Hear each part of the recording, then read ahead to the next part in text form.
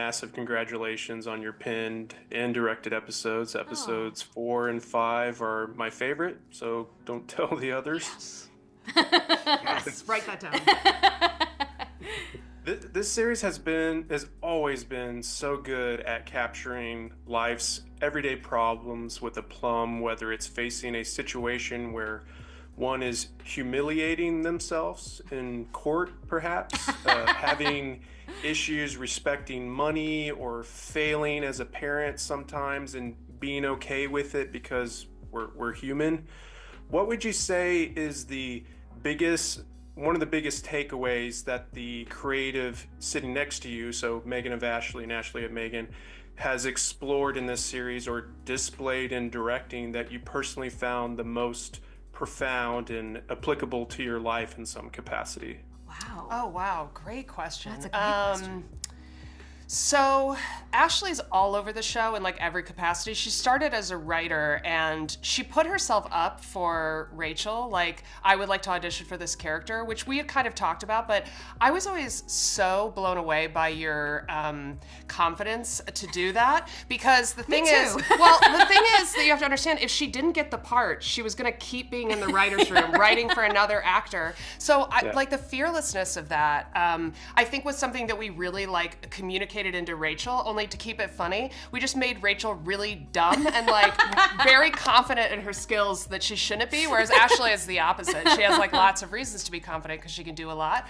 So the fact that she can like play both of those things, where she's on screen, like literally directing herself, be dumb in a scene and useless, while has 10 different hats on behind the camera, like I think that's so amazingly great. And also her love of video games that she's brought to this process and really speaking up for the fans. And the way that we've communicated that into her character is saying like, well, the place that a big video game fan would least like to end up would be monetization, right? Because it's literally making money off of the joy that other people experience. But so that was the most comical place for your character to end up. So anyway, all of that for Ashly. Oh, that was so nice.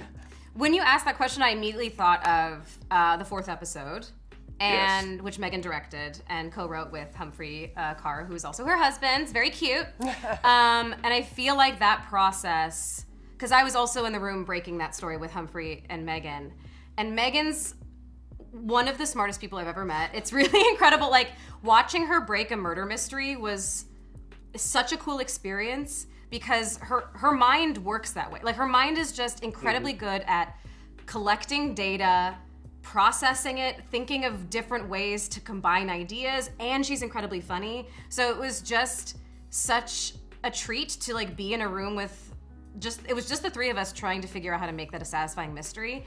And then to see Megan take that into direct, I mean, it's my favorite episode of the season. And I love the way you directed it. It's like, there are many tableau moments that just work so well, and the ideas that you had. Our DP of that episode, David, was like, Megan's one of my favorite directors to work with, because she's so smart and precise and organized and thoughtful and funny, and you shouldn't be able to be all those things. But she is. Well, I'll say in that episode though, Ashly in the writer's room gave me the thing that broke that episode open, because you gave me the plot point that we added in. Oh, that's true. The secret plot point of that episode. That's true. That was from Ashly Burch. And I was like, I'm taking that. It's going in my episode. So that was great.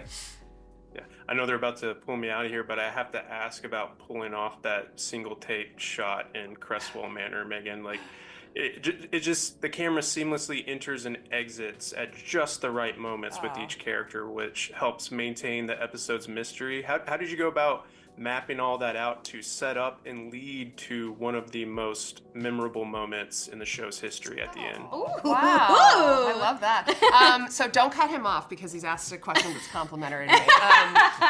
So the way we set that up, well, David Robert Jones, who was the DP on that episode, helped me so much figure out a way to map out where the camera was going and then hide all of the lights, because you see 360 in the space, which should be impossible, but we've hidden a bunch of lights there. The second thing was Tom Valco, who's our camera operator, is so good on Steadicam that I was like, hey Tom, I'm taking advantage of this skill that I know that you have. And so he just carried the camera so effortlessly and floated through the space, and I told him I want it to feel like an extra person at the party sneaking up on people. So he has this really creepy, slow kind of like walk through.